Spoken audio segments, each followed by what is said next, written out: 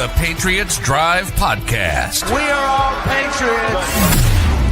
Where we discuss, analyze, and answer questions to all things happening in the NFL and with our New England Patriots. Now, here's your host, Cole Kelly. Let's go!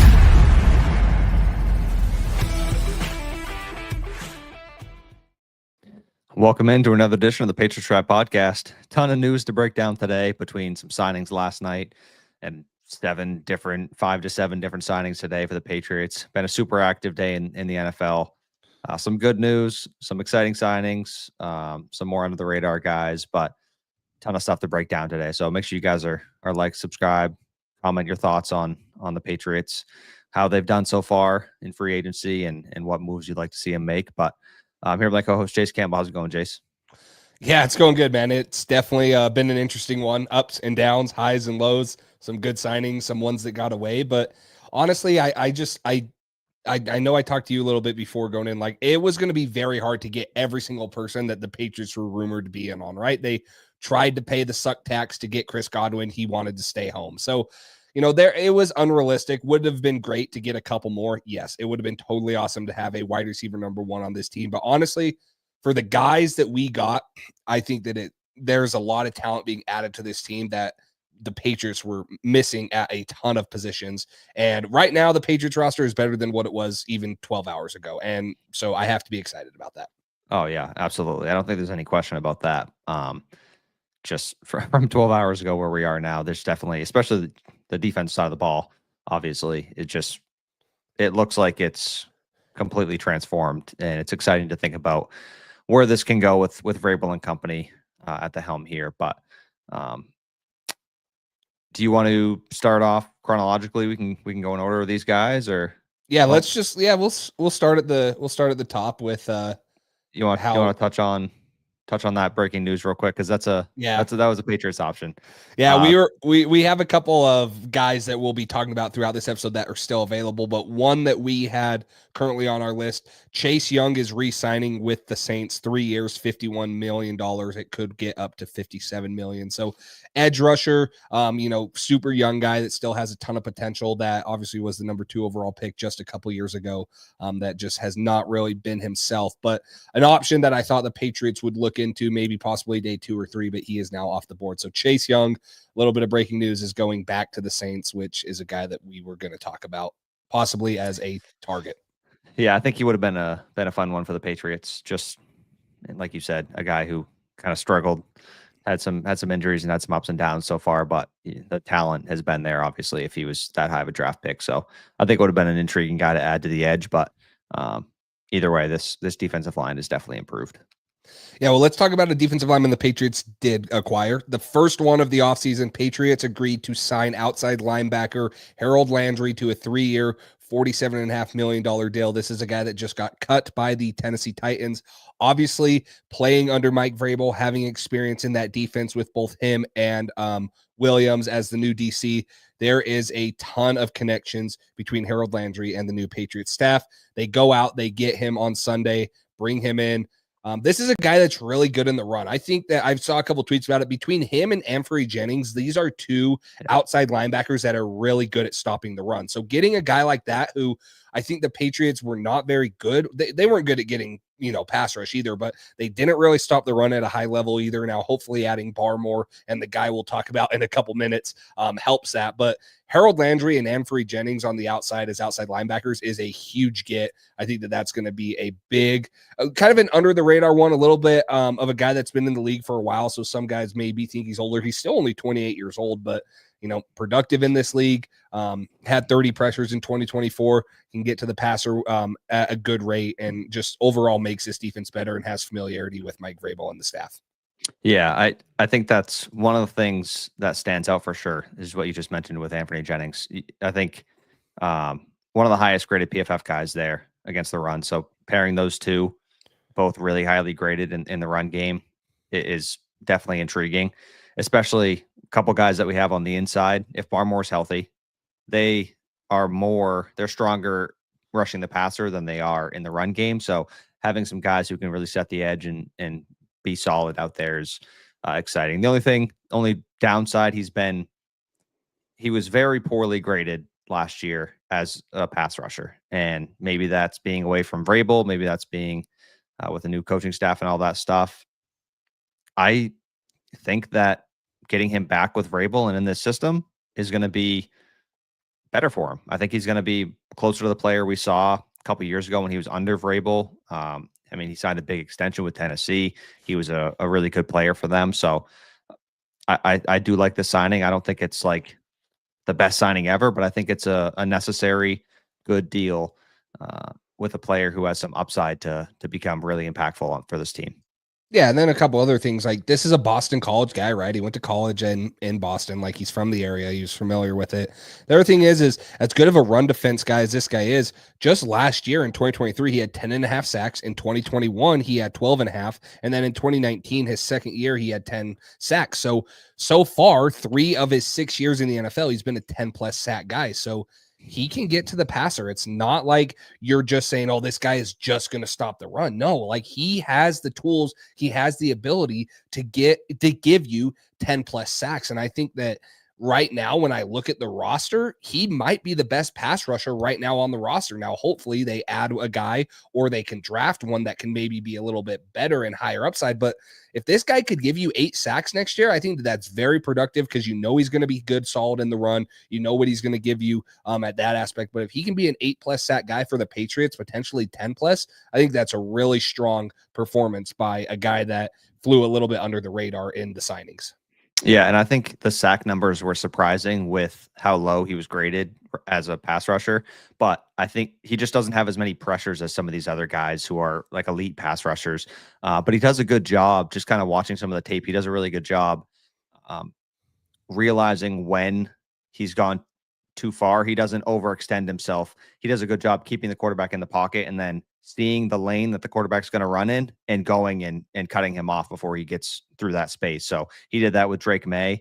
I saw a clip where he got a sack on Drake May this past year. Just stuff like that has been an issue, especially when we had like Belichick and those defenses. Stopping and keeping these mobile quarterbacks in the pocket has been a really tough thing. So having this guy who can stop the run well and then kind of keep these quarterbacks in the pocket and maybe isn't the highest volume pressure guy, but has some speed off the edge and then can go when he has a chance, he gets the quarterback to the ground. So I think that is exciting. But you want to rip through a couple questions real quick here, just kind of take 1 or 2 minutes. For sure. Yeah. Fullback from the Niners. He has been informed, Kyle Juszczyk, that he's going to be released. We just posted about that on the Instagram page. I think that would be intriguing if they do want to bring a fullback back here into the fold. You got any thoughts on that? No, I mean, I think that it would fit in the Josh McDaniels offense. There's obviously a role for it. I don't know what Juszczyk is asking for. Obviously, he's been one of the best ones in the NFL for a number of years. So he might be demanding top of the dollar. I currently, this kind of goes into ask the other question that I wanted to ask by Aiden. We currently don't know how much cap space they have. This is hard just because you don't know, hey, is it front loaded? Is it back loaded? Milton Williams, yeah, it's $26 million average per year, but they might be giving him $14 million first year and a ton of it guaranteed up front, and then it's more heavy on the back. So we don't know the whole details. I'm interested to see what it's at when it does come out. I have not seen anyone or any site release it, so we currently don't know. But yeah, I think that there's a role for a guy like Kyle Juszczyk. Obviously, he's dynamic in the pass game. You can do things with him. He's very good in short yardage situations if you want a lead blocker or if you want to give him the ball. So I do think with Josh McDaniels back, it makes sense to bring in a guy that has some fullback versatility if Kyle Juszczyk is interested in moving over here, all the way across to the East Coast, cold weather, whatever it is. Yeah. But I do like Kyle Juszczyk. So there was another one I wanted to talk about here. Geez, they get all lost in here. So maybe I don't even know where it is. So, I'm sure we'll talk about this one, and we can actually talk about it now because we have why haven't the Patriots signed or traded like a 6th round for Cooper Kupp? Now, really, I mean, we'll talk about a guy they signed at the receiver position. Really, they have not added a number 1 pass catcher or even really a viable pass catcher for Drake May. So I think Cooper Kupp would make the most sense. I don't know what his asking price is for. It's sounding like he might just straight up get cut. Then the Patriots don't have to give up a pick. I don't know what his asking price is. I don't know why someone hasn't traded a 5th or 6th. You know, he is a little bit up there in age. He's not on the best just contract. the cap space, just the the contract. I don't know. I would say that kind of plays into why they haven't done it yet, but it will definitely be interesting to see how they pursue it if Cooper Kupp does get cut. Yeah, it's been announced that he's going to get cut on Wednesday if nobody trades for him by then. Typically, we hear that and it's, oh, he's going to get cut this day. That really just means, hey, if you want to trade for him, now's your time. And like we saw that with Christian Kirk from the Jaguars, he was going to get cut and then trade comes in. So I think you can maybe get him for a 7th. It's just the Rams really want to trade him because it's more beneficial cap wise if they trade him as opposed to if they just cut him. But I think you might be able to get him cheaper if he's just on the open market than what you're going to have. And in that case, he'd have to choose you, which isn't highly likely necessarily. So I wouldn't mind throwing like a 7th round pick or something. The one we just got for Devon Godchaux, which we can touch on too. But yeah, so a couple different things there. Najee Harris to the Chargers, that just went through. One piece of info I did want to touch on, Light Shadows, good to see you here, is Joe Milton. We just got a developing story, and obviously we just signed a quarterback today, but per Jordan Schultz, the Patriots have had discussions on trading Joe Milton and would like to trade him to the right situation to continue his development in the NFL. Should get a deal done. New England loves Milton, but Drake May is their franchise quarterback, and they just signed Josh Dobbs to a 2-year, $8 million contract to be the backup. So seems like Milton might be on the move, which makes sense given just in general. I mean, having a veteran quarterback here who's been in the league, helping a young quarterback in Drake May, that's always great. Dobbs played under, was it Vrabel in Tennessee, I believe? Yeah, he was with, yeah.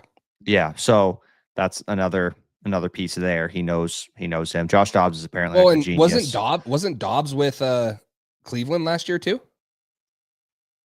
Was Dobbs was with Cleveland? He was on the Niners. He was on the Niners last year. But yeah, he was at Cleveland at one point. You're right. I don't think it actually intercepted with.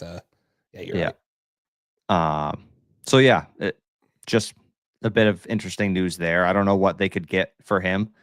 Milton for a 2nd, that would be fantastic. I doubt that that's going to be the case. I think you're looking at probably a 4th if maybe a 3rd, a late 3rd from a team that might still need a quarterback. But if you're getting a 3rd, you might have to send something back or like a 3rd for a 6th or something. Yeah. And Milton did us dirty that last game, so he's gone. Yeah. Yeah, for real. The amount of draft capital he cost us is not. We're not going to get that back in a trade for him. So that's tough. QB3 in this draft, easy. It's really hard to tell. Like I've heard people discuss that. Like if Milton was in this draft, where would he go? Probably the 6th round because he was just drafted last year. And like, I don't think Milton still had the same college tape. Like it's not, he's had one NFL game. He looked great, but it's one game. I feel like it's hard for a team to be like, oh, we're going to use a 2nd round pick on this guy when we saw him play one good game against all Bills backups when they were trying to lose. So I don't know. I think Milton's an exciting player and I think he's got a ton of talent. We'll see if it goes anywhere and if he can capitalize on that and be more consistent. But yeah, I don't know. It would be interesting. I'll take anything we can get at a top 100 pick if we can for him. And that would be good. If we're lucky, maybe we'll get breaking news while we're live to report on the Joe Milton thing. But yeah, Tennessee trades the 1st overall pick for Joe Milton. We get that pick back, baby. Let's go. We have pick 1 and 4. There you go. Yes. So, but no, guys, if you haven't already, make sure you hit that like button. Obviously, love all the support. If you guys have not already, either subscribe, more free agency content, and obviously the draft content ramping up after this. We are trying to get to as many comments as we want. If you guys have said something a couple times and we just have missed it, I mean, you don't have to, but if you donate anything, we will get right to your comment. Obviously, it all just helps support the channel, support us turning it back to make this stream better and stuff. So if you have a comment that you want read, immediately or whatever, just go ahead and donate. We will get to it pretty quickly. So let's keep moving on here. The second one, the Patriots re-signed Austin Hooper, 1 year, $5 million deal. He's going to be 31 this year. I still think tight end is a need that the Patriots need to look at in the 4th or 5th round, especially in a deep tight end class, depending on who's there. Maybe they address it in the 3rd. I don't know with those 2 picks. A little bit older tight ends on roster, but Austin Hooper was definitely reliable last year for Drake May. Yeah, no, absolutely. I mean, Hooper was great, and I think they really started to build that momentum there towards the end of the year. I mean, just him and Hunter Henry were one of the most reliable veteran duos at the tight end position, which is funny to say, but that's just what they were. So I think it's a really solid signing. He clearly liked it here. Apparently, he loves Hunter Henry and Drake May. So he had the connection with Van Pelt. So seeing him stick around when Van Pelt left, I think that's good, and it's exciting to see him stick around and be maybe another veteran leader for a tight end we may draft. So, Boss GM, thank you very much. We appreciate it. We really do. I'll answer this question for you because you donated and whatever, but you asked Milton, Will Howard, Jackson Dart don't seem all that different. The only thing I'd say is I think Jackson Dart is wildly way more accurate than either of those guys. Will Howard had some bad accuracy at Kansas State and at the combine, and same with Joe Milton. So it's hard, but Joe Milton and Will Howard both have like those bazooka arms that teams are looking for. So I do see the Will Howard kind of comparisons, and Will Howard's probably going to be a 5th, 6th round guy, but we'll see. Just Joe Milton coming out. I mean, other than his big, strong arm, there was not much, and his athleticism, there's just not much there. It's like, gosh, can he really compete in a NFL type system, throwing accurately? And maybe he can. I mean, he did show a lot against the second stringers of the Buffalo Bills to lose us the 1st overall pick, but maybe he can prove a little bit more. I mean, we were talking about a year ago, this dude transitioning to tight end. So, you know what I mean? It's just, it's funny how quickly the narrative changes, but, we really appreciate that donation. Thank you very much. If you end up thinking of a question later in the show that you want us to get to, just let us know, and we'll take that question as soon as we can. So we really appreciate that. For sure. Anything else on Austin Hooper? I mean, this is a guy that we already knew about, right? Yeah, we know who he is. Solid veteran tight end. Yeah, solid veteran tight end. I mean, you're not going to get up in arms for. He might have 2 or 3 touchdowns on the year, 300 yards. He's going to be reliable. He's going to be able to run block, all those things that you need out of a tight end. But that's why I still say with him and Hunter Henry on the roster, I still just think you need a younger, more high upside ceiling receiving threat type guy on this roster, especially knowing how Josh McDaniels likes to incorporate his tight end. So that would be one for me. But Austin Hooper, just one that you want to bring back. He's has familiarity with the team and offense and had some chemistry with Drake May. So although it's not a elite pass catching option, it's someone that, like we said, has worked with Drake May at least, and maybe Drake May really does trust him. So moving on, I'll let you start this one off. Patriots sign Robert, what is it? Spillane? Spillane, I think. Spillane, I don't know. They gotta put pronunciations next to some of these. 3-year, $37 million deal. This was after the Jets re-signed Jamin Sherwood, who the Patriots were supposedly after. So I'll let you start with this one, though. Yeah, I mean, 6'1", 229. He's 29 years old. So as it says, 3-year deal. He's somebody who's been a really productive linebacker, but under the radar. Like, I don't think you hear much about him. Like, there wasn't a lot of people talking about him as a target in free agency, but he's more of that Vrabel type linebacker. He can kind of move around more. He was 3rd in the NFL in tackles at the linebacker position with 110 last year. He was the 8th highest graded run defender. He's not as good in the pass game, but I think this guy was a captain, I think, for 2 years. Yes, Carlos. He does look a little bit like Jace in that picture. Whoa, Carlos. Hey, I will come down and hit you like he does. Yeah.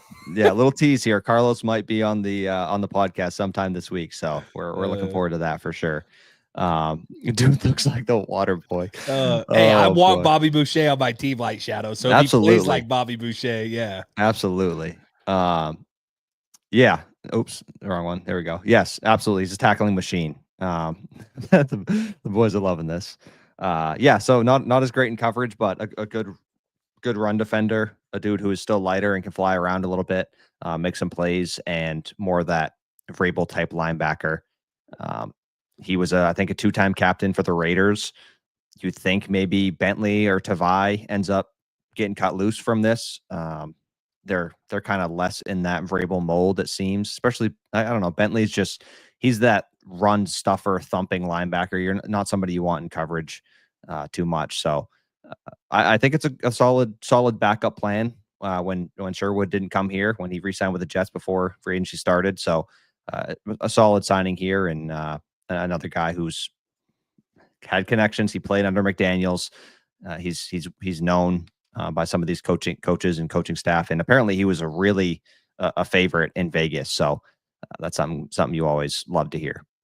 Yeah, and I really like this one, right? This is, again, another one that kind of comes across your timeline that you're like, oh, man, you know what? Like, yeah, you didn't expect this, or you never really thought of, hey, him as a fit, but he is a good physical player. He has had 148 plus tackles the last 2 years in Vegas. He had 148 in 2023, 158 total in 2024. Now, that's obviously it's all different, right? Yeah, with assists, not solo stuff, tackles, right? Not solos. But when you're talking just solos again, though, but he makes TFLs, he shoots the gaps, he's physical. Like, this is a guy that I really like. That, again, yeah, I didn't have my eye on him. He actually, ironically, like, tested historically bad at the combine. Like, he had like a 1.9 something raw athletic score. Yeah, it was like, I saw that. And he's so 6'1", 230, but it's like he plays the game the right way. If I had to guess, he's going to be a special teams warrior, someone that's going to do multiple things on a special teams unit too, which obviously makes a big difference. And so I really like him. I mean, I think it's an under the radar signing. Again, not going to be a world breaker. Like, he's not going to push you over the edge, but this is a solid, like you mentioned, Mike Vrabel defensive linebacker that he likes to build around, and gives you a little bit more athleticism than a Juwan Bentley. Not, he's not great in the pass game, like you mentioned, but he gives you a little bit more sideline to sideline speed, and still can, bring the boom when he's in the box. So really like the signing. Captain, or was he a captain? I believe I read he was a captain. Yeah. Captain, fan favorite. Like, she sounds like a locker room guy too. And sometimes obviously they're good players. You bring them in, but you're also bringing them in for culture guys, trying to change his culture, hard worker, guys like him, like you mentioned, he is a culture fit for Mike Vrabel too, in my opinion, along with the scheme fit. Yeah, absolutely. And just a quick side note, kind of related to this, will we keep Mapu and Peppers as well? Same with Duggar. Like, I think this is kind of an interesting conversation with what their plan is, because Vrabel does like these lighter kind of linebackers who can be aggressive in the run game, but also are great in coverage. So maybe you play Kyle Duggar or Peppers or Mapu at the linebacker position, and have these guys be more versatile. And maybe you get a true free safety, like somebody maybe we'll talk about later. But it seems like we kind of have a lot of the same type of player there in that kind of hybrid role. So if they do end up wanting to use some of these safeties as like linebackers as well, maybe a couple of these guys do get cut loose. Maybe it's Mapu, maybe it's Bentley, like we mentioned. So I think there's a few different options there. Yeah, I think it's definitely interesting. And, like we mentioned, we'll talk about someone who fits more of a free safety role that's still available as of right now, that I still would love to go get. But if that does happen, it might mean that Marte Mapu or one of those guys. Marte Mapu would probably be the one for me that I would say you're moving on from, whether it's a trade or a cut. I would love to have Peppers if, the legal issues is, behind him and not a thing, right? And then obviously Kyle Duggar signs the extension, so you probably want to have him there too. But I would love to keep those two there, and you could probably play one of them as a off-ball linebacker too, and get him involved in, run fits a little bit, but make it a little bit more athletic. So I'll be interested to see what they do with those three guys, because I think those three guys are very similar in play style, and there's still a need for a free safety on the team, which, like we mentioned, we'll talk about. So yeah, absolutely. You want to get to the next one now? Yeah, first big one of the day. Yeah, Carlton Davis. That was a big one. This was I believe this was, maybe it was around. Do we want to touch on some of the misses too, like in between this, or we want to touch on that towards the end? Yeah, we can talk about it at the end. Okay. All right. Yeah, I think this was around the time where it seemed like a couple guys, Milton Williams and Chris Godwin, were not coming to the Pats, and then we get this signing from Carlton Davis, 3 years, $60 million, with $34.5 million guaranteed.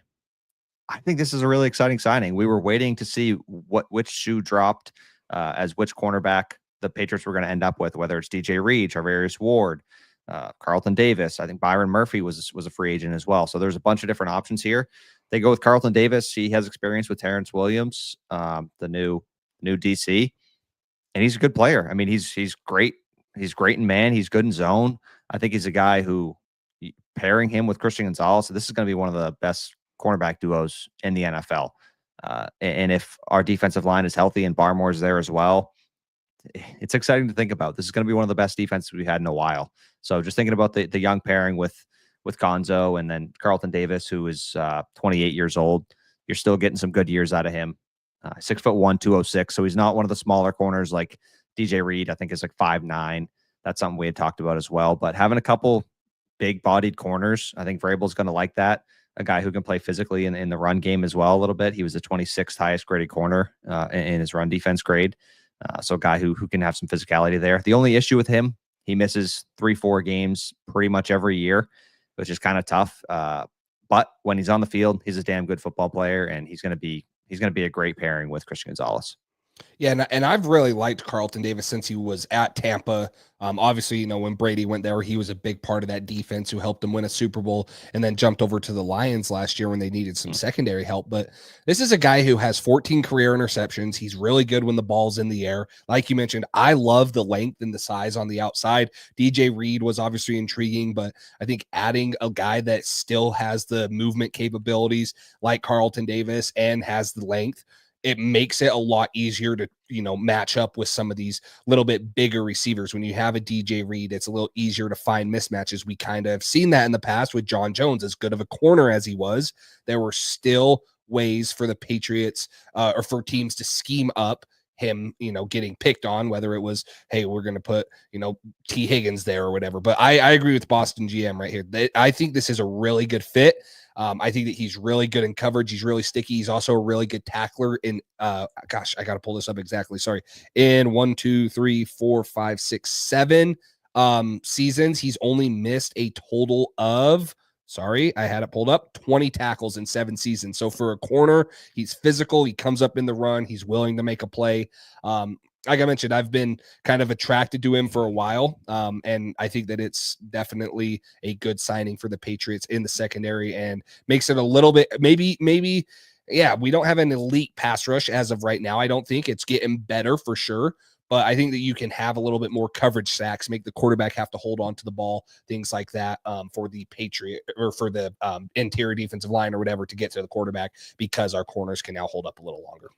Yeah, no, absolutely. And as we're talking about Carlton Davis, one more corner comes off the board to the Vikings. Byron Murphy, 3 years, $66 million. So he got a little bit more than Carlton Davis here, which I'm completely fine with. I think they're pretty similar players. Mm-hmm. So getting Carlton Davis, I think feels like a good stat. But we got a question from Boss GM here, who donated earlier. So we'll kind of touch on this. I had a wild thought earlier, 3-3-5 with Barmore, Mason Graham, and Milton Williams with the new too high standard, not a Vrabel style fit. Just a thought as a new wrinkle. What do you think about that? That'd be a crazy front three. So this is similar to what Georgia's done the last couple of years, or what Alabama has done when you just get 3 dudes, you play a 0 up, and then you put them in like threes, and you pretty much take up the A gap with one guy and then the B gaps and stuff, and then you let everything bounce outside. It's definitely interesting. Like, I'm not saying that I would say no to it. I don't know what Vrabel and them are thinking, but you have 3 guys like that, and throw in my opinion, Keon White, who can be a type of player like that. He's bigger, he's stronger, is stout in the run. You could definitely do something like that in similar packages to get, hey, let's get Duggar on the field and Robert Spillane. Gosh, that's gonna be the hardest. We'll figure it out by 3 weeks. We got to think of a name for him. I'm gonna call him Waterboy. So we can get Waterboy. We're calling him Waterboy. Thank you. Thank you to the chat for saying that he looks like a Waterboy. So yeah, we're gonna get them on the field and get a little bit more in past obvious situations. You could definitely do something like that. The only thing I worry about that is it does not give you the best pass rush when you stick interior defensive linemen in a zeroed up nose, and like a 4-eye or a 3 are really hard positions to pass rush in. The tackles can just tee off on you, so you have to get creative with that. I definitely think that it's interesting to look at, and I think that there was definitely a way to incorporate something like that, but I don't know if they would switch the whole scheme. it's just a fun thing to think about. Those three up front would be interesting for sure.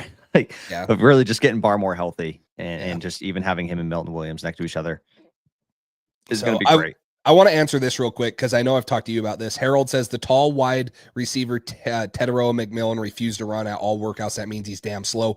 I actually have been hearing, and what I believe is that he's been told he doesn't need to run. He might run a low 4.5s, 4.52 or whatever. Drake London never ran.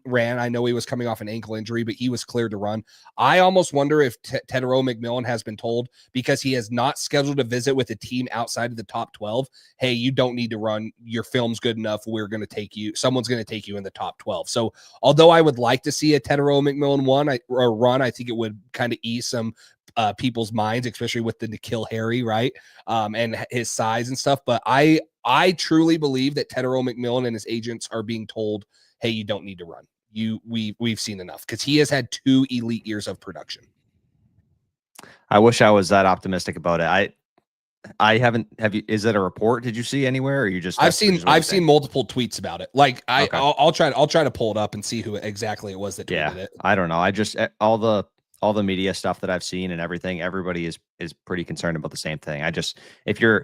At first we thought, oh, he's just not going to run at the combine, but he'll run at his pro day. Like that's what people have been doing now. But I know it was Trevor Sikkema and Connor Rogers on the NFL Stock Exchange podcast. Super high on him. Yeah, and they take anytime they do a mock draft, they almost always take Ted at 4 to the pass if one of the other 2 guys isn't there. So they're very high on him. I saw a couple other tweets, but I do believe it was one of them that said that they were hearing at the combine that they were being told he does not need to test. And that was at the combine, right? That doesn't mean that they were saying, hey, don't test at pro day, but they were telling, like, he had gotten information through, whether it was the interviews or whatever, like, hey, this guy doesn't need to test for us to want to take him. So we'll just leave that at that. But yeah, I don't know. I'm a little bit concerned about it. I really would like to see him run. I'm a little bit concerned about that long speed, I guess, at that size. But here's the thing that people forget: at his size, Mike Evans, I'll get his official 40. I don't need him to be super fast. I just want to know that he's not slow as shit. Like I just want to know he's not running a 4.7, 4.8. Like, you know what I mean? If he's in. So Mike Evans ran a 4.53 40 at 6'5", and I would bet you that Tetairoa McMillan is no slower than him. I would bet money on that. If he were to test, I don't think he'd run any slower than a 4.53. If that's his real test, I would be okay with that. But because why not test then? Because if he runs a 4.53, he's going in the top 6 to 8. And I think you brought up a really good point in our text that you said. Cole mentioned that NFL teams have access to like in-game speed on these guys. And I don't think his 10-yard split is good, right? Like if you're testing him 10 yards and quickness, that's the concern. But if you're wondering, hey, can this guy run a post or a go? He's going to pull away from guys. His long strides, his athleticism, once he gets to 20, 30 yards, he's gliding. He's going to be there. I would bet that he's running 22, 23 miles an hour, which is plenty fast enough. So I do think that plays in, is these teams have seen his speed on the field when he's had some of these deep routes and said, yeah, okay, that's plenty fast enough. Yeah. I hope you're right, because I really hope Ted is good, because if that's the only receiver we get, then I want to take him at 4 and have him be a stud. That's what I hope, but we'll see. Light shadows. Yeah. If 40 people watching, let's get some more. Let's get some likes. If you guys haven't already, like, subscribe, comment, all that good stuff. We appreciate all your guys' support. So Light shadows and Edward. Remember when it was just 4 of us? Yeah, we do. We remember. the OGs. We appreciate the OGs here. We don't forget you guys. GM's been here for a while too. So yeah. Let's keep this moving. We'll get back to some of these comments, right? But let's talk about obviously a little bit older and the wrong side of the line of scrimmage, in my opinion. But Morgan Moses, 3-year, $24 million deal. It could reach up to $28.5 million.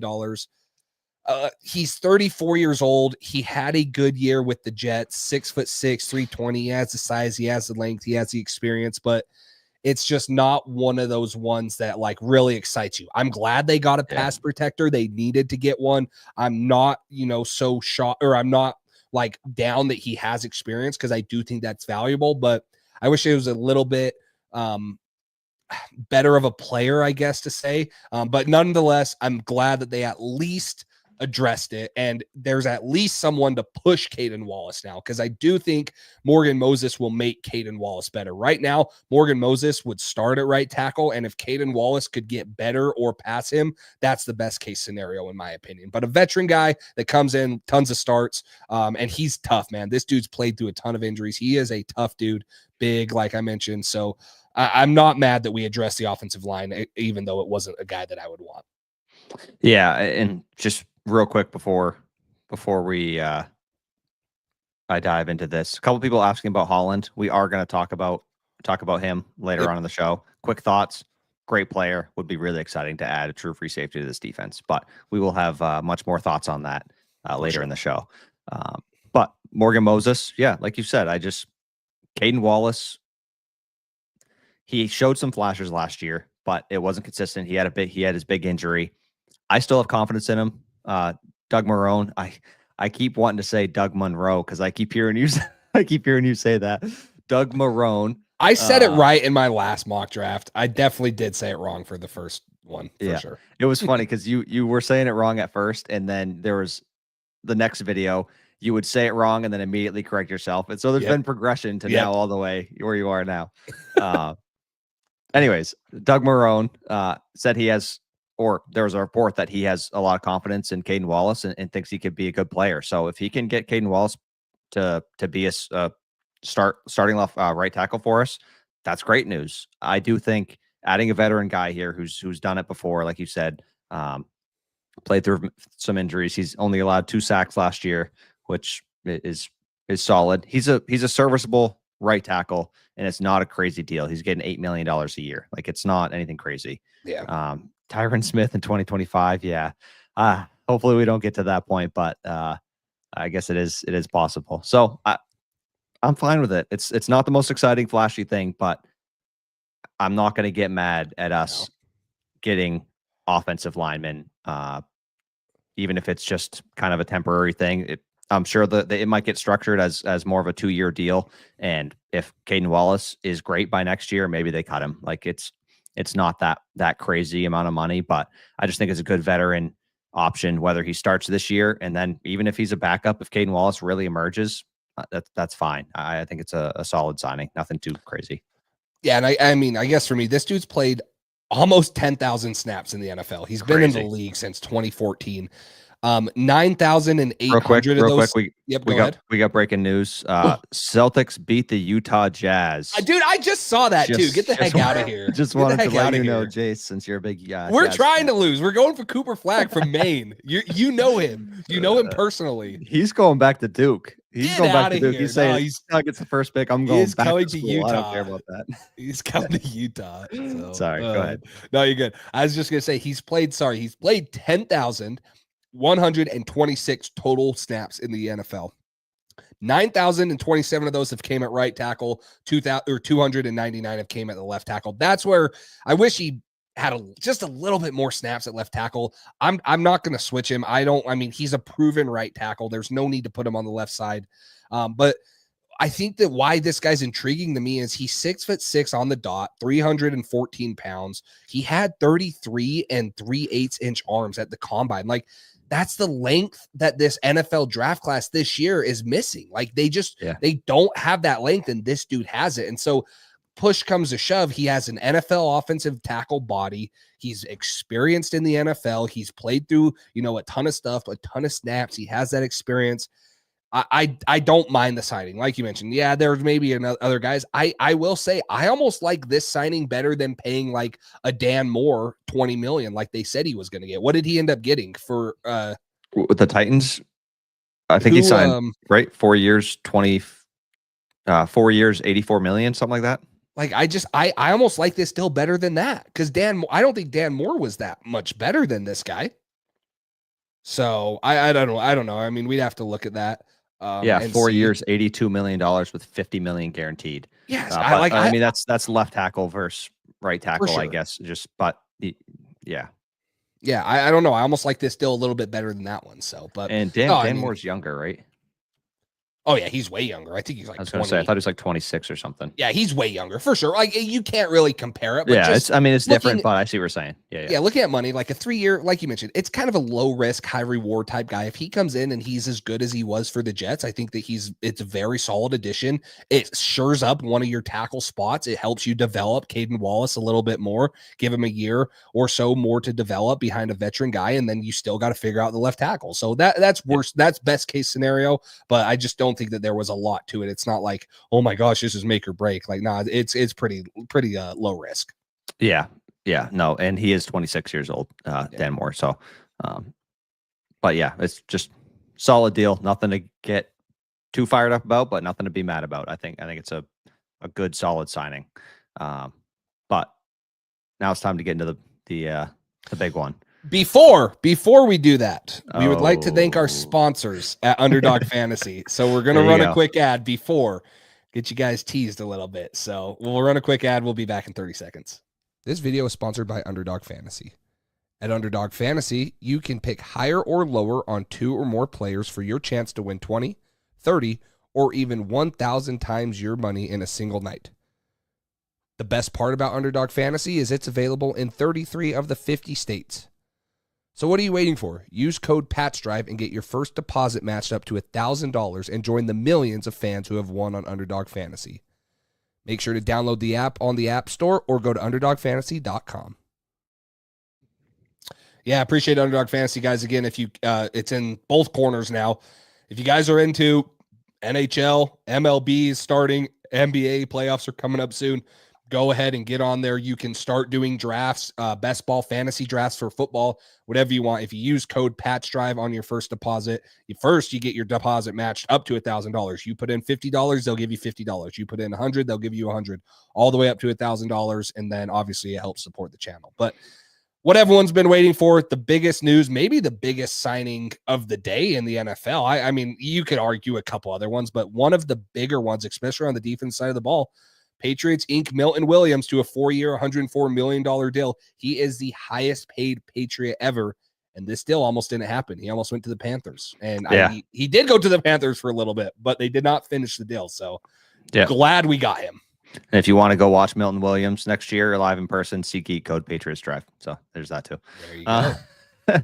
Yes, no, Milton Williams. I mean, that was probably the lowest point of the day for me was when you saw Chris Godwin go. Not too long after that, maybe a half hour or so, Milton Williams and Dan Moore back to back. You didn't see the financial aspect yet, but those were two guys that the Patriots were supposedly interested in. So it's just like awesome. Your top 2 targets, Chris Godwin, Milton Williams, the 2 guys who they were all gung ho about. We need to go get these guys. They didn't get either of them. So then I saw the wording, and it was Adam Schefter said they are finalizing a deal. But then Jordan Schultz and Diana Rossini said the deal is done. So I wasn't sure. I was a little confused. And then Jace texted me and was like, doesn't this seem a little weird to you? We haven't got any money yet and all that stuff. And I was like, yeah, I haven't seen anybody say it's official yet. And then you hear Ian Rappaport on the Pat McAfee show. No deal is done. And they were like, whoa, what? And then it goes from there. Diana Rossini says the deal is being finalized, not official. And a little bit later, some teams are interested now. Like this isn't. And it's like, okay, this is not going the Panthers' way. It doesn't seem. So it ended up getting down to the Panthers, Cardinals, and Patriots, and Patriots blew them out of the water. I'm guessing $26 million a year for a player who was projected like around $20 million. They gave him a bag, and he's the highest paid Patriots player on annual. Average annual value, $26 million. Brady was second now at $25 million. He got a bag, and he's a damn good football player. Is he worth 26 a year? Probably not, but you got to pay to get somebody good here. And he was, like you said, one of the best free agents on the market. Second highest pass rush grade. Yeah, Milton Williams swap. Jace, you can have the swap. We'll get that canvas there. That turned out really good. But a dominant pass rusher, one of the best from the defensive tackle spot in the NFL, the 3rd highest paid defensive tackle now in the NFL. he's not as good in the run game, but I think his grade is worse than the actual flashes that he shows. I think he's a better overall, well-rounded player than that grade shows. But he's just, I mean, just a force to be reckoned with. You saw him in the Super Bowl taking over. You saw him in the playoffs. This dude is a dog, and he gets a well-deserved payday from the Patriots here. Just him and Barmore next to each other, especially on obvious passing downs. If Barmore is healthy, which is a big question mark, we don't know for sure. But if Barmore is healthy in himself, those two on passing downs is going to be absolutely electric to watch. Yeah. Let me give you the timeline of our text. 1 p.m. Cole says, Milton Williams to the Panther. What the F? This is bad, man. Not sure on the money. I'm so frustrated. This is ridiculous. I said, yeah, we go back and forth. I said, yes, haha. At least we got Carlton Davis, right? Which we just talked about, right? Yep. So at this point, Carlton Davis signings happen. I said, that's a good one. He said, I'll take it. Pissed about Milton, though. I do like Davis. At 1:15, so 15 minutes later, I said, this Milton Williams one is weird. Like, still no deal to report, and hopefully there's one final push. You said, doesn't seem like it's that likely if all these people reported it. At this time, Morgan Moses signed. So we go, okay, Morgan Moses, that's a good O-line addition, blah, blah, blah. We talk about this. You text me at 1:38 and said, other teams around the league are showing strong interest in landing Williams right now. That was a tweet from Diana Rossini. I said, see, I don't think it's a done deal. Something feels off. You said, hopefully. And then in the span of an hour and 9 minutes after your first initial text, in all caps, Milton to the Patriots. And I said, LFG, I knew it was off. 26 million a year. Crazy. I agree. It is. That was a huge turn of events. Like that right there. That was a wild ride. That was a wild 1 hour and 9 minutes. But I agree. It just fell off, right? Like, yeah, okay, yeah, you got the tweet, but like, and even after the Patriots were tweeted that they got him, the deal came out. It was like, 26 million a year, but it was like, 4 years, but it didn't say. So you kind of guessed on the money. It was like, it's going to be 104 million. Anyways, we got to it. But no, I agree. Like, yeah, you paid a little bit of suck tax. You had to blow it out of the water. Maybe I'll give Carlos credit on this. He texted us. Maybe Milton Williams' agent leaked that news about the Panthers to kind of stronghold the Patriots and say, give us more money, which if he did, it worked. But it's like, no, this was the number one guy on the Patriots list. Like they wanted to go out and get him and Chris Godwin, who we'll talk about here in a minute. But when you look at him coming out of Louisiana Tech in college, which was in 2021, he had a 9.96 raw athletic score grade, which it's out of 10. The only thing that he was not considered elite in testing numbers was his height, which is 6'3" on the dot. But he benched 34 reps at 225, which was in the 98th percentile. He had a 38, right? Yeah, pounds. He was 284 at the combine, but yeah, I'm sure he weighs a little bit more. He jumped a vertical at 38.5, which was in the 97th percentile, a 10'1" broad. He had elite explosion grade. You see that in the pass rushing ability. He ran a 4.67 40. A 4.67 40 at 6'3", That's 284 faster than pounds. McMillan.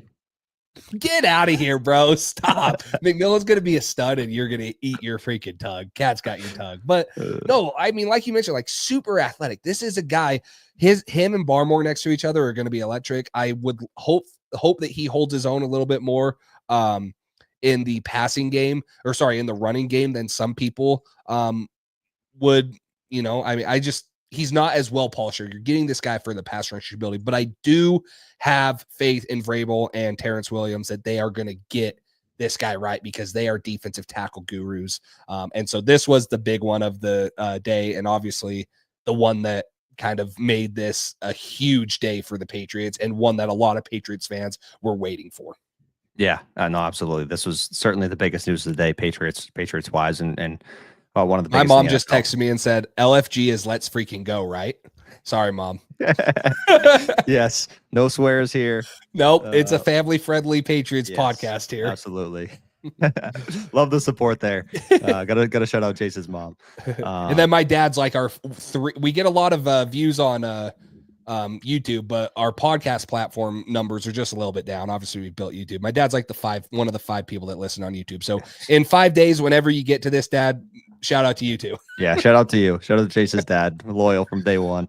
But Milton Williams, obviously a huge addition here and something to really get excited about. Just thinking about this defensive line now, you got maybe Keon White, Barmore, Milton Williams, and Harold Landry. That's quite the upgrade from last year where you had the worst pass rush, like win rate in the NFL, like worst pressure percentage as a defensive line. It was just absolutely atrocious. So Yeah. this defense is really shaping up. If we can do the same type of thing we're doing here on the offense side of the ball, we're gonna be cooking. So just very, very excited how they're kind of building this defense. I think it's going to look a lot different than last year. Not only that, but the coaching is going to be better. I trust Vrabel and those guys much more than I did Mayo and that crew last year. It was just not organized, not a professional program, and I think we're getting back to that as far as the defense side of the ball, at least. So we just got to get this rolling on the offensive side of the ball. But Milton Williams is a huge step in the right direction defensively. Yeah, and then honestly, a guy that's a little bit more of a run stopper, like we just talked about. Yeah. Now we're getting to Kyrie's Tonga, who is on a 1 year, $2.7 million deal. Shout out BYU. Obviously, I'm from Utah, so BYU's right down the road. This guy actually went to high school in Utah too, so pretty familiar with this guy, but more of a run stuffer. This dude is a big freaking sucker. I'm pulling up his exact measurements: 6'4", and geez, gosh, come on, pull 338. 338. And I mean, he's bounced around. He was what, a 4th or 5th round pick, I believe, but he's bounced around a little bit. He started with the Bears, I believe. He was with the Cardinals, but more of a bigger run stuffer guy. So this, in my opinion, you got a 7th round pick for Devon Gotcha. This is the guy that comes in on a 1 year cheap deal and can be that, run stopping defensive tackle. So really like the signing here too. Again, another under the radar one, another one that's not going to blow the doors off of, free agency or make any headlines, but a good role player that can spell Barmore and Milton Williams on rundowns and be a little more stouter in the run.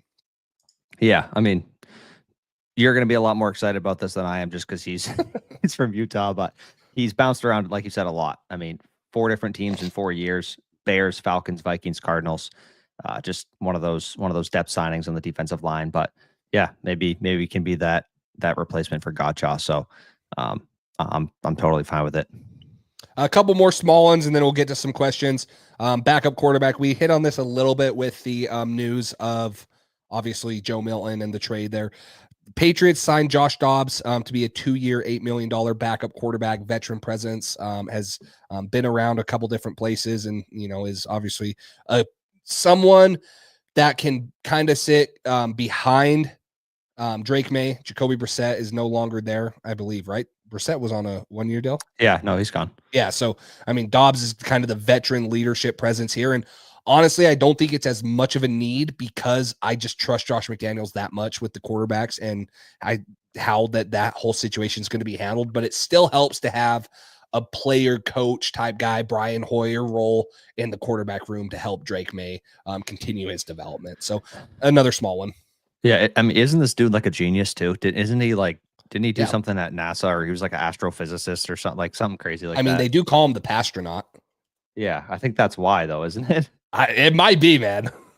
Let me see. I should have looked at this beforehand. He's interned at NASA and expressed interest in going to space. So if he can take Drake May to the moon, then we'll send him to space. Studied engineering at the University of Tennessee, where he graduated with a 4.0 GPA. Yeah. So seems like a smart dude.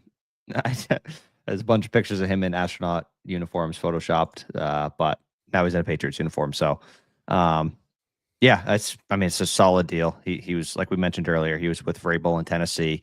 A good backup veteran option. And I mean, there was a point there where he was cooking for the Vikings, and it was is this dude going to revamp his career and be a star here? Like, man, he was going crazy. So, I'm totally fine with it. I think it's just always good to get a backup veteran in there. And really, I think the biggest thing from here is Joe Milton might get moved. So we haven't seen that yet. We haven't seen a deal yet, but it is reported that deal should happen at some point. So we'll see. We'll see what happens. Yep. And then the last one before we get on to some of your guys' questions and a couple ones from Instagram. Mac Hollins, wide receiver number 1 for the Patriots. 2-year, $8.4 million deal worth up to $10.4 million. Again, it's a bigger bodied 6'4", 220-pound receiver, played at a ton of different spots, right? Been around the NFL, been with the Eagles, the Dolphins, Raiders, Falcons, and Bills. Has the frame, has the size. I mean, he's been productive at a couple places he's been at. There's always one or two games that he has that's, pretty good. And you're like, oh, okay, yeah, like he'll give you something. He's no more than a wide receiver 3, in my opinion, but he brings something to the room that I don't think the Patriots have, and that size.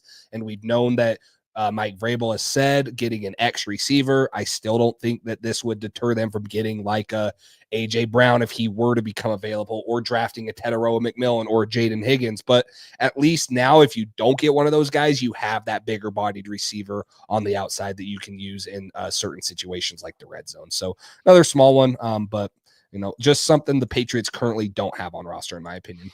Yeah, and just kind of a note, he had by far his best year ever under Josh McDaniels, where he had 690 receiving yards, 4 touchdowns, 57 catches. Just for reference, this past year, he had half the catches at 31, 378 yards, but he did have one more touchdown at 5. So I mean, he is a guy who plays really physical and really tries very hard in the run game.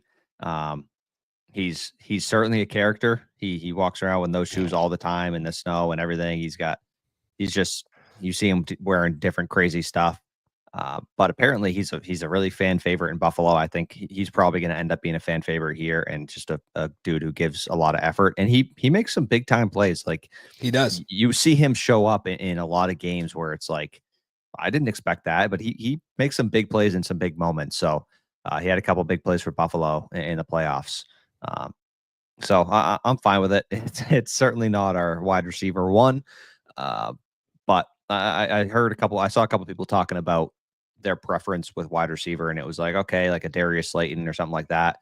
Would you rather have more of a financial investment in another mid-tier guy, or just sign a lower tier guy and then use those extra funds to try to go get a wide receiver 1, or just draft a guy? I don't want to have a huge financial commitment for another Nelson Aguilar or something like that. Like it's just not it. So I'm okay with kind of just a depth signing, a guy here who can maybe make more of an impact than we expect, just being in Josh McDaniels' system and being on this depth chart. So we'll see where it goes from here. Totally agree. Let's get to some questions by you guys. And then I have a couple from Instagram, and then we'll kind of wrap this up. Light Shadows asks, Jason Cole, put on your GM hats and tell me. Let's just, for time's sake, let's each give us one free agent we would like the Patriots to go out and sign. Maybe it's tomorrow, maybe it's Wednesday, maybe it's by the end of the week, but one current free agent out there that you would like the Patriots to sign. I got 2. I'll give you 1. Okay. I'll go Cam Robinson, just because, I mean, he's the only really left tackle left on the market. Get him for a short-term deal and give yourself flexibility in the draft. We saw a report came out today that if they don't get a left tackle in free agency, that Will Campbell at 4 is a real possibility. He has some big fans in the organization. It wouldn't be the worst thing ever. I do think that Campbell's arms might actually be a little bit longer because all the measurements were shorter than they were at the Senior Bowl. So maybe there's some fluctuation there. Maybe he's really just under 33. I do think he can play tackle. There's enough of his wingspan was so short and his arm length was way under threshold. I just think it's such a risk to take that guy at 4 because as history shows, he is very likely to end up at guard. That's just what history shows. Can he be an anomaly? Can he stand out? Can he be a unicorn? Possibly. I mean, he's got great mentality and all that stuff. I just don't want to be forced into taking a left tackle at 4 overall. I want to have some flexibility. So get Cam Robinson in here on a shorter term deal and go from there. Just have some guys protecting Drake May and give yourself a lot of options in the draft. Okay, I got a question for you, and then I'll give you mine. Will Campbell with his arm length at 4, or let's say Tetairoa McMillan ran a 4.59 40. Who would you rather have at 4? Cole's like, just shoot me now. If we sign Cam Robinson, or just no Cam today? Robinson as today, pick 4. Your choices. If Tetairoa McMillan were to run a 4.9, which I 4.59, sorry, I think he would be faster. If he were to run like let's just say 4.6 flat. If he ran a 4.6 flat 40, or Will Campbell with his arm length, who would you rather take it for? Oh, I don't know. That's tough. I'd trade back and take Membu. I don't know. Yeah, I might lean T-Mac. Yeah. Honestly, it's hard for me because the offensive line's the biggest need on this team, but it's I such a would huge trust need. T-Mac more. Yeah. I don't think he would run a 4.6. I was just hypothetically. No, I know. I don't know. That's scary. Both of those options. It's if he was like 32 and 7/8, or even 32 and 3/4 inch arms, and his wingspan wasn't so atrocious, I'd feel a little bit better about it. It's just both of those things combined, being at 32 and 5/8 and having like the shortest wingspan since like 1999 as a tackle is like, what are we talking about here? T-Mac may run a 4.4. If I'm telling you, I think it would be. I'm telling you, I don't think it would be any slower than Mike Evans' 4.53.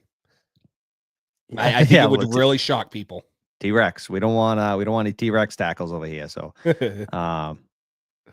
yeah, I don't know. If T-Mac really runs a 4.5, I would be okay with it probably at 4. I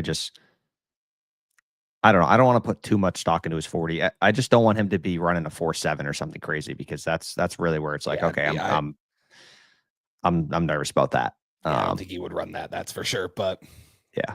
So that's an exaggeration a little bit, but just I don't know. For me, one free agent, if I had to sign one, I'll just give an alternative for Cam Robinson if we can't get him. I think Jedrick Wills is an exciting one at left tackle. I'll give another one other than him, but I want to give a fallback option. He was a former first-round pick, played at the University of Alabama, has been with the Browns for a while, so he has the familiarity with Vrabel from last year. He has 34.25-inch arms, but he is only 6'4" and 2/8. So I wouldn't mind that as kind of a fallback guy, another dude that has played in the NFL at over 3,800 snaps at the left tackle position in the last 6 years. So another option there. But for me, continuing to build this defense, I think getting Javon Holland makes so much sense. He is that true free safety that the Patriots have been missing since Devin McCourty. We talked about this in another live stream that we did. I just think that he would add a dynamic where you can put him in the post. You can do a lot of things that Vrabel wants to do and have a more distinguished role for Jabril Peppers, Kyle Duggar, Marte Mapu, whether that's straight up strong safety, whether it's a versatile outside backer. So I really like adding a guy like Javon Holland, just because I don't think we've had that in our defense for a while. We've been trying to play this positionless football, which is nice and good when it works, but I would also like to just get an elite free safety that can play in the post like Javon Holland could. So that would be another exciting one for me. Yeah, and I wonder if his price point is too high right now for some teams after the year he had right now, because Andre Sisco just went on a 1-year deal with the Jets as well. We've had a couple safeties come off the board here. And Javon Holland is, I think, by far at least on PFF, he's by far the highest graded player left as a free agent. I mean, he's projected to get $20.5 million a year, and that's PFF. I think has been under on most of these guys because the cap went up and it's been a hot market. So he might fetch 24, 25. Yeah, just for comparison, Milton Williams 21 was his prediction for per year. He got 26. Yeah, 26. And then let's see, where'd he go? Carlton Davis was projected 14 million a year. He got 20.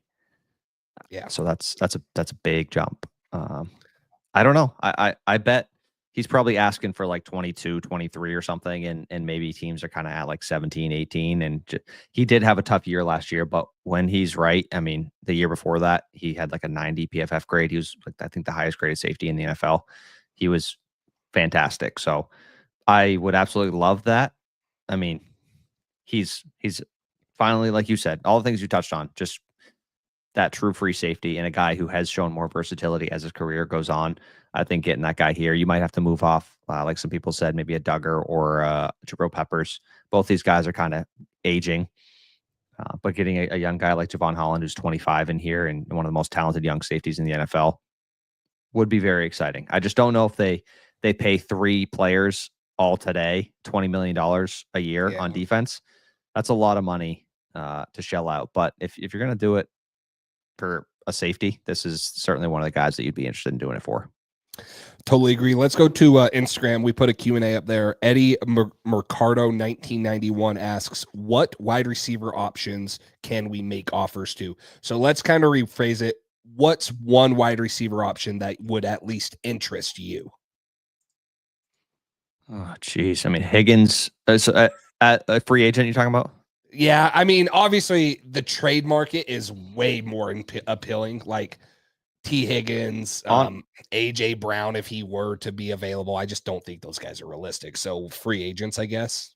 Yeah, I mean, if it's a free agent, honestly, I know this might not be popular. I don't know, maybe it is. Stephon Diggs still intrigues me. He's just been such a good football player. I know he's going to come off an ACL, a torn ACL injury. I just think he's a good football player. Maybe he's not the best locker room fit. But if you're looking for a guy who has the best chance to be not a number one anymore, but just he would instantly be the best receiver on this football team. I think he's just really, really talented. So Stephon Diggs, I would be interested in. Outside of that, I'm not really interested in Amari Cooper. Not interested in D-Hop. Marquise Brown's off the board. Darius Slayton's off the board.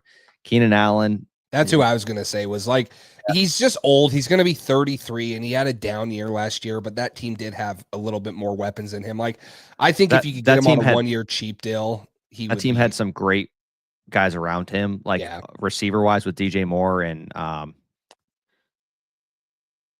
who's the other guy? Rome Odunze. Rome Odunze, thank you. Yeah, who they drafted. But their offensive line was horrendous. I don't know. Keenan Allen would be kind of more of the target hog here, I think, like he was in LA, but is he going to be healthy enough to do that for a full year? I don't know. At that age, he already struggled with that in Los Angeles. So outside of that, I mean, Josh Palmer's gone. It's just Brandon Cooks. I don't know. Like, it's just not really any good options here. Brandon Cooks has just always been such a good receiver for like everywhere he goes. He's just solid. But he's just getting up there. It's just there's really nobody. Like Devontae Adams is gone. There's not really anybody else I'd be interested in. Stephon Diggs is maybe the best. But if you want to get a wide receiver, you got to look to the trade market. And I don't know if we want to touch on that now, but I would absolutely trade a 3rd-round pick for Brandon Ayuk. Maybe it only takes a 4th.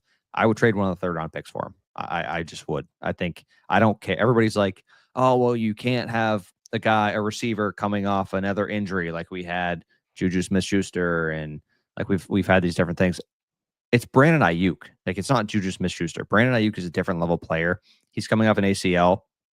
Juju's injury was kind of a different situation. It was like a weird lingering knee problem. It wasn't just like a straight surgery. He's just a great player. And guess what? If he misses the first month of the year and he's not himself till 2 months in, I don't care. I'm not really worried about his production this season only. I'm focused on Brandon Ayuk for years 2-3 of that deal. Like when the Patriots are really going to get going. I just don't see you're not going to find a better player than Brandon Ayuk in the 3rd, 4th round, especially with how bad we've been at drafting. I just think it's a great way to get a really damn good football player in the building. I know he didn't want to come here last year because of uncertainty at the quarterback position. Now we get Drake May. If you get Brandon Ayuk, I think that just opens your options up a lot more.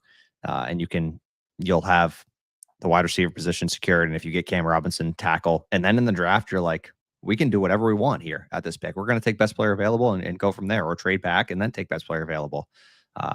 So AJ Brown, if he was available, I wouldn't do for our 1st-round pick. Yeah, no. I don't think I would either. I would do our 2nd-round pick, though. 2nd and a 4th or something like that. Yeah. I don't think I'd do the 4th overall pick.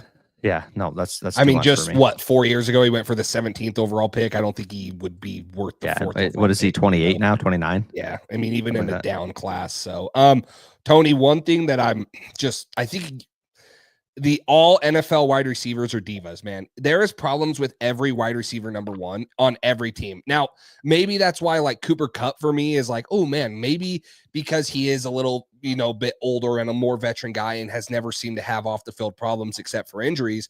Maybe he would fit better, but man, there's so many damn receivers out there that have freaking problems.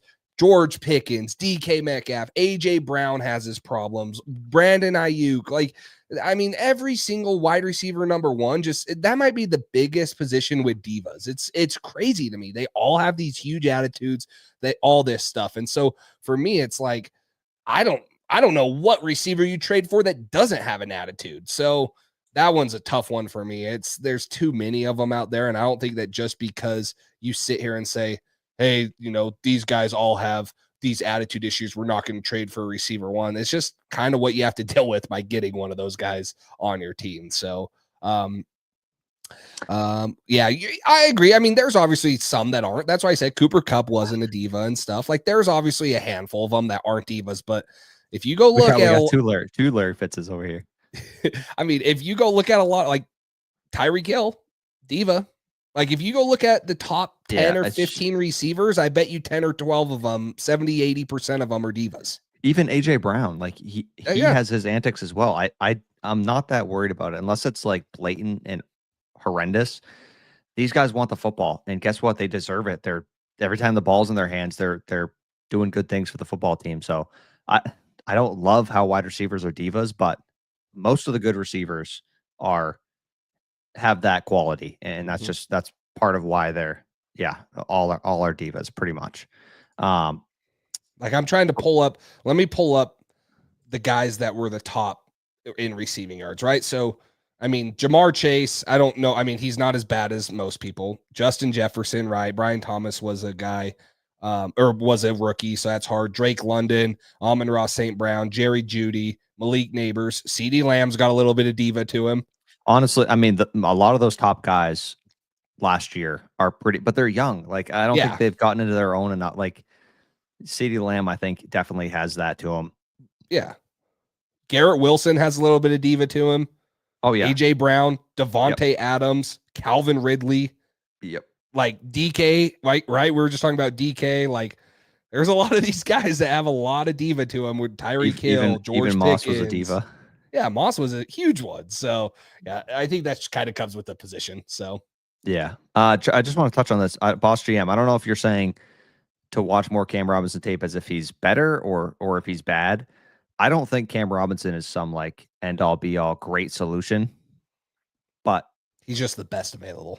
He's the only guy left where it's like this guy is going to be serviceable for a year, 2 years, or just even if you just get Cam Robinson for a short-term deal and then you draft Ariante Ursary or whatever your solution there is, you're not forced to take Will Campbell at 4 if you don't feel comfortable doing that and feel comfortable that he's going to be a tackle. Like Vrabel said, to fill positions of need in free agency so that you can take the best available player in the draft. And this is certainly a position of need, and he's the only decent guy left. I get it. $20 million for Cam Robinson, not exciting. But if it's on a short-term deal and you got so much money, if you just get Cam Robinson just for a couple of years, I just want to be able to draft the best player available and go from there. Maybe you take a tackle in the first round next year and you have Cam Robinson start for you this year and maybe next. But I'm certainly not saying he's fantastic. No, and Cam Robinson definitely has dealt with his, fair share of problems. In Jacksonville, that was not a great situation he was in. He was injured too and stuff. So it's like, hey, I think he was better last year in Minnesota, was in a little bit better situation also. So you kind of look at that and say, okay, maybe that's kind of the turning point, a little bit revitalized. But no, he's not going to be a top 10 tackle. He'd be a very viable one. He'd be the best one on this team. And like you mentioned, if you take him and now you don't have to worry about taking Will Campbell at pick 4 just to fill that. You can take, hey, maybe it is Mason Graham. Maybe it is Tedero McMillan. Maybe it is something else. It's if you fill that, or like I mentioned, Jedrick Wills, I think that he's a viable 1 or 2 year bridge guy. And it sucks because I think left tackle was the biggest need for us. It sucks that we still are talking about that, but you have to draft a left tackle, in my opinion. It is so hard to acquire left tackles in free agency or trades because young ones do not hit the market very often and they don't get traded. That is a position that, hey, if you're anywhere decent or worth it, you're going to get locked up for 4 or 5 years on the team that drafted you on top of your rookie deal. You just don't get those guys hitting the open market. We thought it would happen with Ronley Stanley, right? Didn't happen there. We thought it would happen with Trey Smith. Didn't happen there. It just doesn't happen. And everyone's so shocked. Why did Joe Tooney get traded or whatever? Joe Tooney is 33 years old, and he's probably only got 1 or 2 more years. You got guys like Trey Smith, who they'd much rather sign to a 3 or 4 year deal, maybe a 5-year one. And, like just young guys are hard to come by at the offensive line position. So you have to draft it. You have to find that there. And like you mentioned, this year might not be the best year to find one. Hopefully they could find one. I like the second round ones a little bit better, second or third round tackles. But maybe it is, in 2026, in the 2026 class or whatever. Maybe that is where they find their franchise left tackle. Yeah, no, absolutely. I agree with you. Just kind of one bit of Patriots adjacent news. There's some rumors that the Steelers could have a deal done with Aaron Rodgers by tomorrow.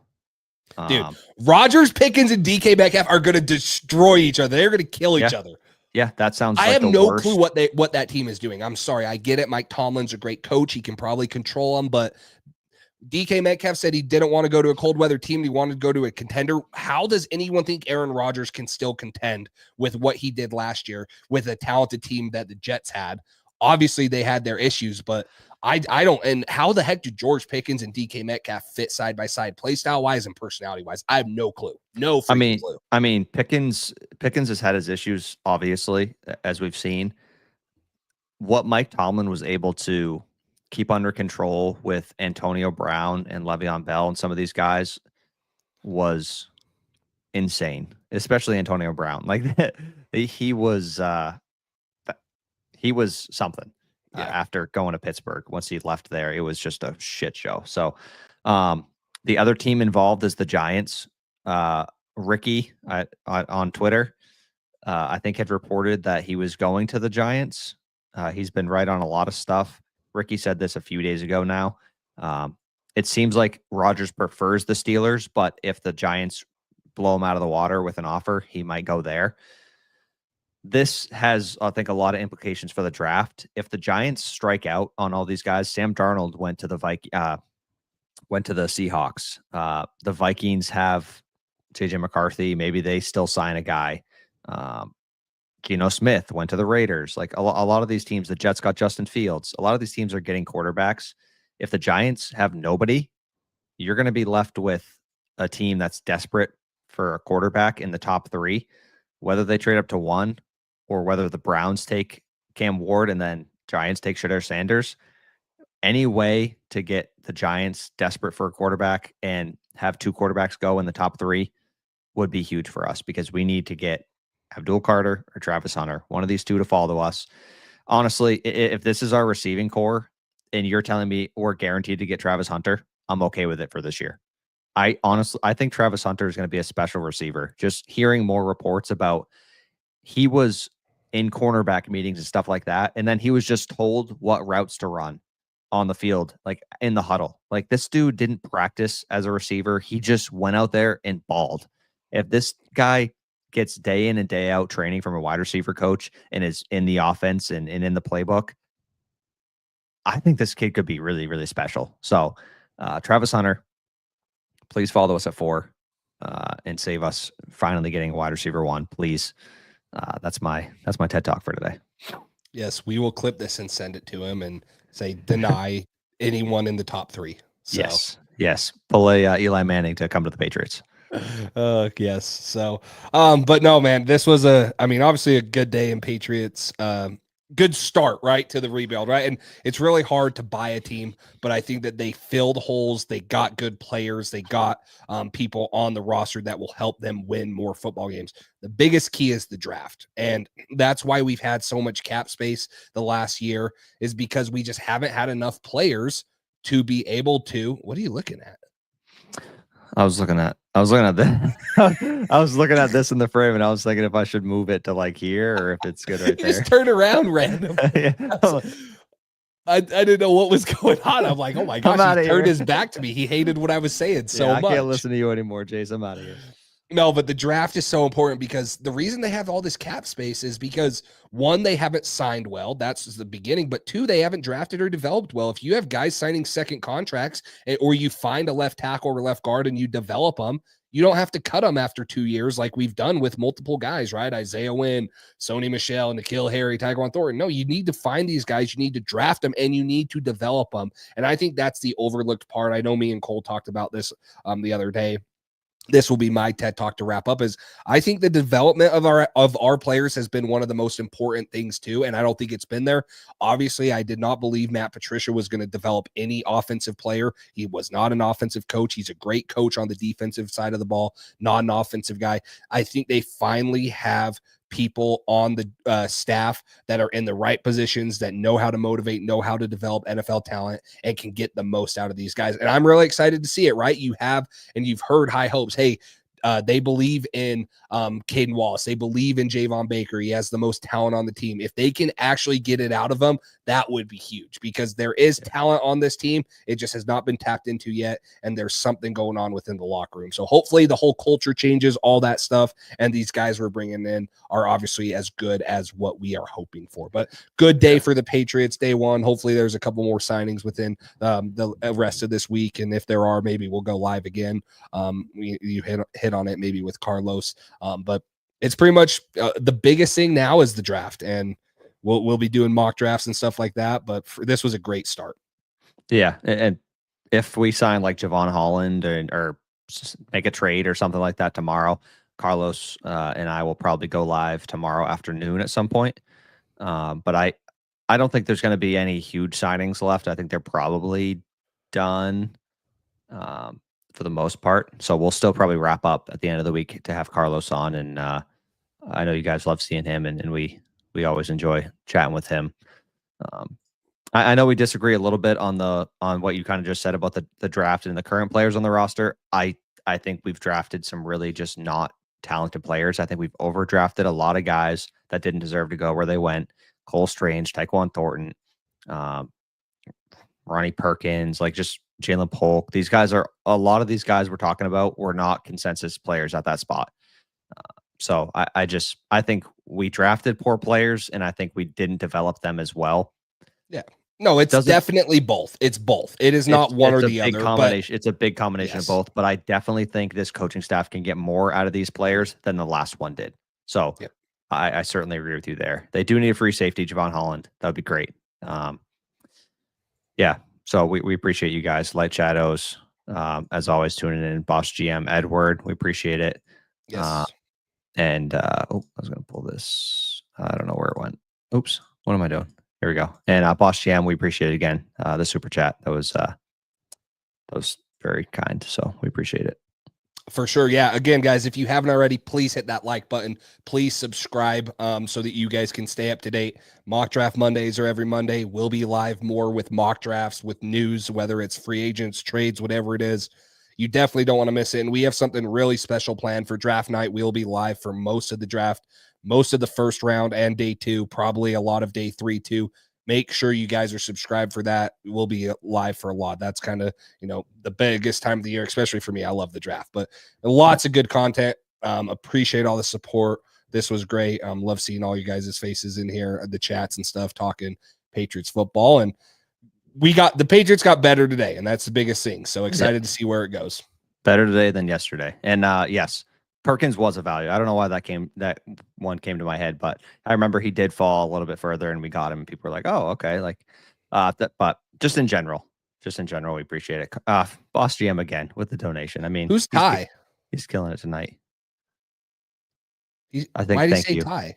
Thank you. I'm just giving you.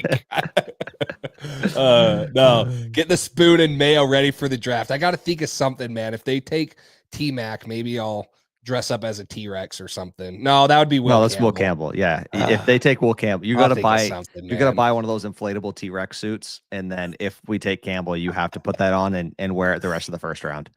How's that? How am I going to get it if they drafted? What is it? Amazon over hour delivery or whatever? No. Like, you got to get it ahead of time on Amazon. No, I'm not wasting my money on that. You return it if they don't take them. That's Here we go. Right, ready? T-Rex inflatable. I'll get this out of here. Adult. Oh yeah, this is the one right here. Don't even. This is the one. Hang on.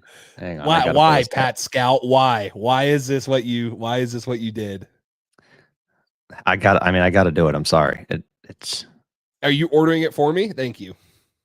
There we go. Jace is going to be dressed up in this Wow. this baby right here. Wow. Well, I guess if we get $25 worth of donations, I'll go buy it. And oh wait, how much is it? It says $25 to $79. Yeah, three sizes. I mean, you can get this one. You like that one better? Oh, that one's expensive. No, I'm the cheapest. I'm not buying that green one. whatever you want. What's the first one? This one? Yeah. There you go. There you go. If I get 25. Is it really? Standard. Okay, if I get $25, I guess I'll buy that. But we don't want him to take Will Campbell, so I don't want to buy. What do you want from me? I don't know what you want from me. What? Oops. Time. Didn't mean to take you off. Now you're just kicking me out. Maybe we'll just revisit this another time. Yeah, I don't even remember. Why did you have the mayo? What was that for? I said it because of Gerard Mayo. Mayo. Because Gerard Mayo, I said if we drafted Drake May, I would eat Mayo because Gerard Mayo. Oh, okay. So it was something you wanted us to do. You were excited about it. Yeah, like I was like, I want Drake May, right? Like I'll be happy and stuff. So yes. Well, I'll figure something out. Yes. Yeah. Waterboy Jace, you gotta reenact the movie Waterboy if we oh my gosh. Yeah. So no, but that's it for me. So no, great stream. Appreciate all you guys coming in here. Appreciate all the support. Like, subscribe, comment if you haven't. But yeah, take us out, Cole. Yeah, that's all I got. If you guys got any ideas for things Jason can do on draft day, please drop them down below. We appreciate all the suggestions. Anything that's gonna put them in pain. I don't know, hot sauce. It's just something that is gonna be an eventful clip for draft day. Yeah, great start to free agency. So we certainly appreciate it. But yeah, that is all I got. No news. Just wanted to check before we get out of here. No breaking news. Nothing else. That's all the signings for today, but hopefully we get some more action tomorrow and maybe we'll be back on here and updating you guys some more. So appreciate all you guys for the support, tuning in, the donations, and just like, subscribe, comment, and we will see you guys later. Thanks for listening to this edition of the Patriots Drive podcast. Follow us on social media to stay up to date with all things New England Patriots. Make sure you tune in to the next episode and check out patriotsdrive.com for more great content. We're on to Cincinnati.